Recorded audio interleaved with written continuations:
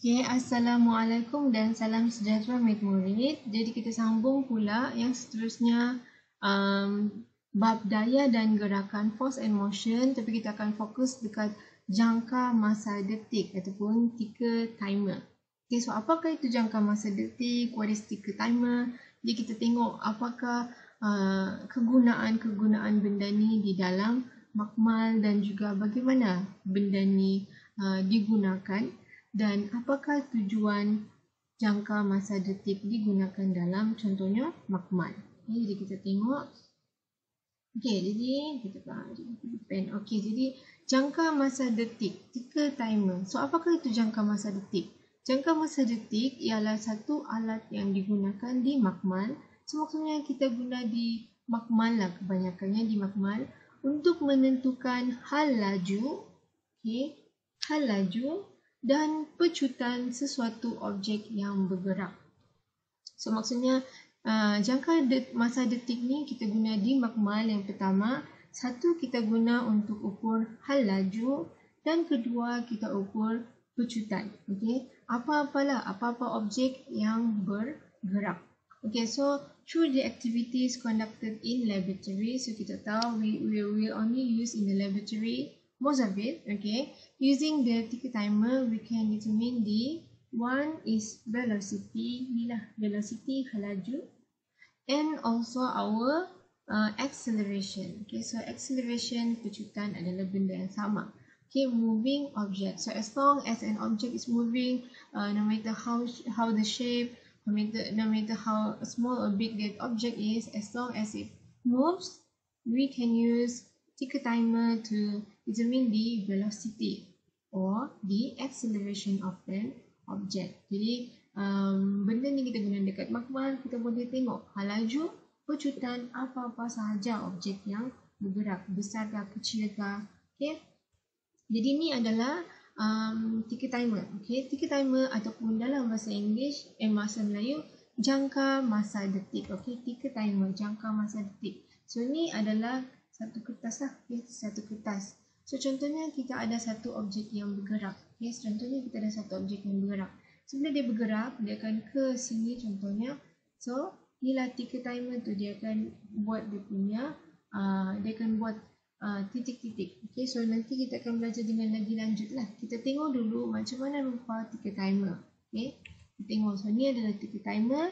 So nanti bila ada benda yang bergerak, contohnya cikgu letak satu kereta dekat sini ataupun cikgu just tarik. Okay, cikgu just tarik guna tangan, dia akan buatlah titik-titik. Kamu tengok dot-dot ni, titik-titik ataupun dots. Okay, dia akan buat titik-titik ataupun dots. Bila kertas tu bergerak, benda ni pun akan bergerak sekali.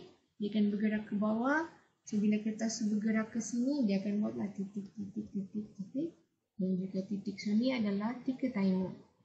Okay, so ni adalah ticker timer. So each time when it moves down, passes on a piece of paper, ni dia akan leave a dot. Okay, so dia akan tinggalkan titik-titik. Okay, titik-titik setiap kali kita akan ada benda yang bergerak. Benda yang bergerak dan tarik kita punya karbon, tarik kita punya paper ni. Okay, tarik kita punya tas. Okay, so ticker timer, jadi kamu tengok sini, ticker timer ataupun jangka masa detik apabila arus ulang-alik berfrekuensi 50 Hz. Okay, dibekalkan kepada jam masa detik. Penggetar akan memukul kepa karbon sebanyak 50 kali per saat. So 50 times per second, lalu menandakan 50 detik, 50 titik. So maksudnya bila kita tengok yang pertama tadi, sini kita ada 50 Hz. Okay, kita ada arus elektrik yang mengalir sebanyak 50 Hz. Dan bila kertas kita bergerak, okay, bila kertas kita bergerak ke arah ni dia akan membuat 50 detik. Dia akan membuat 50 ticks. Dia akan buat 50 titik sepanjang kertas ni. Bila kertas ni berjalan, dia akan buatlah titik demi titik demi titik demi titik. Okay, sebanyak 50 titik, 50 detik per saat. 50 detik per saat, 50 kali per saat, 50 50 times per second. So maksudnya dia akan buatlah banyak 50 dalam masa 1 saat. So maksudnya benda ni adalah sangat cepat, sangat laju. So kalau kamu tengok, contoh kalau kamu sudah habis gunakan kertas ni, kamu cabut, kamu tengoklah kertas tu akan rupa macam ni. Dia akan ada titik-titik. Okay? Dia akan ada titik, titik demi titik. Okay? Dia akan titik-titik demi titik. Bila kertas ni bergerak, benda ni akan bergerak sekali dan dia akan buat titik-titik sepanjang kertas tersebut. Okey, jadi kalau kamu tengok sini, satu titik adalah ni. Okey, ni adalah consider as satu titik. So contohnya, cikgu sini ada 1, 2, 3, 4, 5. Okey, cikgu ada 5 dots hitam. Tapi cara kamu kira hanya sini 1 titik, 2 titik, 3 titik, 4 titik. So kita ada hanya 4 titik untuk 5 dots. Sebab 1, 2 dots dia baru 1 titik sahaja. Okay, dia baru 1 titik sahaja. So benda ni baru consider as 1 titik sahaja. Okay, 1 titik sahaja. 2 dots untuk 1 tick. So 1 detik ataupun 1 tick ni dia equivalent dengan 0.02 saat. Okey, sebab kamu bahagi 1 bahagi 50 dapatlah 0.02 saat. Kenapa kita bahagi dengan 50? Kita bahagi dengan 50 sebab ni 50 Hz dalam 50 detik dalam 1 saat. Okey, 50 detik dalam 1 saat. So dan dalam ni kita guna 50 Hz, 50 detik dalam 1 saat. So kamu bahagilah 1 per 50 dapatlah 0.02 saat. So maksudnya 1 detik dia sama dengan 0.02 saat. So dia terlalu laju. Dalam masa 1 saat dia boleh buat 50 titik. So maksudnya 1 detik tu kamu kena bahagilah. Jadi dapatlah 0.02 saat. So maksudnya mesin ni dia terlalu cepat. Dia akan tutup. Okey, dia akan keluar. Buat banyak sangat lubang. Okey. Jadi seperti biasalah kalau kamu faham, kamu boleh tanya cikgu. Dia macam ni lah ticker timer ataupun kita punya ticker timer. So contohnya kalau ada orang tarik. Okey, orang tarik guna tangan. So sini dia akan buat titik 50. 50 dalam masa 1 saat. Sebab itulah 1 bahagi 50 kamu akan dapat 0.02 saat. 1 detik diambil masa hanya 0.02 saat. Jadi kalau kamu tengok ni, mesin ni dia terlalu cepat. Okey, mesin tu terlalu cepat. Kertas tu bergerak dan mesin tu dia akan buat titik. Dia terlalu cepat. Okey, dia terlalu cepat. Jadi jarak antara titik-titik pada pita detik menunjukkan jenis gerakan linear. So linear ni maksudnya lurus lah. Okay, dia lurus. Okay, maksudnya bila dia ke arah ni, dia akan bergerak lurus. Dia buat titik secara lurus. Dia bukan yang macam ni buat titik. Dia akan buat titik secara lurus. Okay, dia akan buat titik secara lurus. Jadi itulah nama dia gerakan linear. So maksudnya dia lurus. Linear movement secara lurus. So kita ada beberapa jenis. Okay, beberapa jenis linear movement. Ada yang seragam, so maksudnya sama. So distance dia ataupun jarak dia adalah sama. Okay, jarak dia adalah sama. Contohnya titik ni ke titik ni sama. Contohlah cikgu bagi dalam 0.2 cm. Contoh. Okay. Dari titik ni ke titik ni 0.2 cm. Titik ni ke titik ni 0.2 cm. Titik ni ke titik ni 0.2 cm sampailah habis. So dia adalah seragam. So maksudnya dia sama dia punya jarak antara titik-titik. So maksudnya dia punya laju adalah seragam. Dia sama sahaja laju dia. Okay, tapi kalau yang ni kelajuan berkurang secara seragam. Velocity reduce uniformly. So maksudnya ni mula-mula kita, kalau kamu tengok sini ada space yang besar, lama-lama dia hanya ada distance yang kecil sahaja. So dia ada ruang yang besar antara titik mula-mula, lepas tu dia cuma ada ruang yang kecil sahaja di antara titik ini. So dia tidak seragam. Dia tidak seragam. Hal laju berkurang. Velocity reduce. So yang ni hal laju bertambah. So maksudnya sini mula-mula, lepas tu kita akan ada ruang yang besar antara dua titik yang terakhir. So maksudnya dia makin bertambahlah dia punya hal laju. Bertambah dia punya hal laju. Jadi macam ni lah secara linear.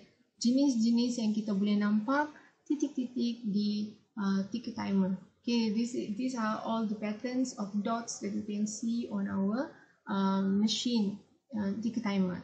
So macam kita tengok tadi, titik-titik ni, titik-titik ni kenapa kita belajar?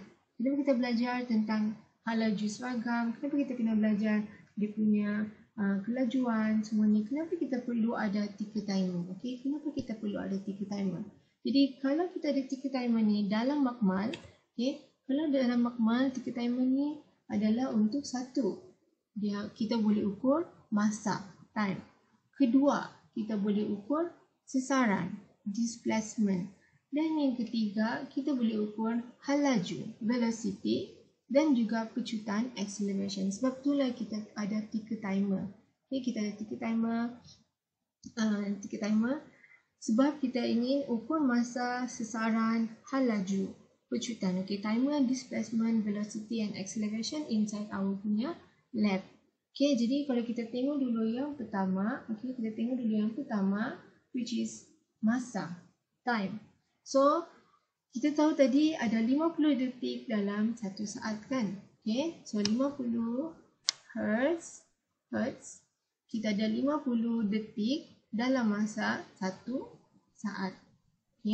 Dan kita tahu 1/50 sama dengan 0.02 saat. So ni adalah untuk 1 detik. Untuk 1 detik dia terlalu laju.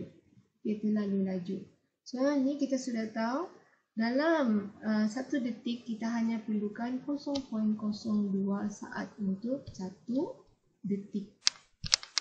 Untuk 1 detik. So dalam makmal kita boleh kira masa. Sebab kita sudah tahu 1 detik adalah 0.02 saat. Contohnya kalau cikgu guna ticker timer, cikgu biarkan dia berjalan tik sampai dah 10 detik. So kamu hanya darab 10 detik. Kamu sudah tahu 1 detik adalah 0.02 saat. So untuk kira masa bagi 10 detik, 10 darab 0.02 saat. So sama dengan 0.2 saat ni dia punya jawapan. So kamu boleh kira masa. 10 detik berapa saat dia. Sebab jadi contohnya kalau cikgu sini ada 20 detik, jadi kamu hanya perlu darablah 20 darab dengan 0.02 saat. Contohnya kalau cikgu mau kira 30 detik, so 30 darab 0.02 saat. Sebab kamu tahu sudah 1 detik adalah 0.02 saat. Jadi kalau kamu mau kira 30 detik, darab 0.02 saat. Kalau kamu mau kira 50 detik, 50 darab 0.02 saat. So itu adalah kegunaan yang pertama. Kegunaan yang kedua, kenapa kita guna dalam makmal adalah sesaran, displacement. So kalau kamu masih ingat, sesaran adalah jarak. Jarak yang dilalui dalam garisan linear. This means the distance. Jadi sesaran jarak yang dilalui dalam 10 detik. So maksudnya kamu boleh ukurlah benda ni. So ni ada 10 detik kan, kamu boleh ukur berapa cm. So berapa cm itulah kita punya jarak, kita punya sesaran yang dilalui. So bila kamu ukur, kamu ukur benda ni, berapa cm daripada sini ke sini, daripada titik pertama ke titik terakhir, berapa cm. So contohnya kalau kita dapat 5 cm lah contoh kan. So 5 cm itulah adalah kita punya sesaran, kita punya displacement. Macam itulah cara kegunaan yang kedua. Okay, so kita tengok yang ketiga, iaitu velocity, hal laju. Kecutan, acceleration. So yang ketiga adalah velocity and acceleration. So velocity and acceleration kita tengok dulu soalan A. Okay, dulu tengok yang B, tengok soalan A. So contohnya kita mau tengok hal laju seragam. So hal laju seragam, kita tahu hal laju formula dia adalah sesaran, okay, displacement, jarak bahagi dengan masa. Kan? Okay. Untuk cari velocity, kita perlukan jarak bahagi dengan masa. So, untuk dapatkan hal laju seragam, contohnya macam ni, cikgu ukur. Okay, cikgu ukur, dapatlah 3 cm dalam ni. Dia dapatlah 3 cm. So, kita tahu ni ada 10 detik. 1, 2, 3, 4, 5, 6, 7, 8, 9, 10, 11. Okay, so sini kita ada 10. Okay, kita tulis 11. Ada 10, sorry, cikgu salah kira. So, 10. So, 10 detik. So, kita tahu 10 detik, 1 detik adalah 0.02 saat kan? So, kamu hanya darab dengan 0.02 saat. So, dapatlah sudah sesaran adalah 3 cm, masa adalah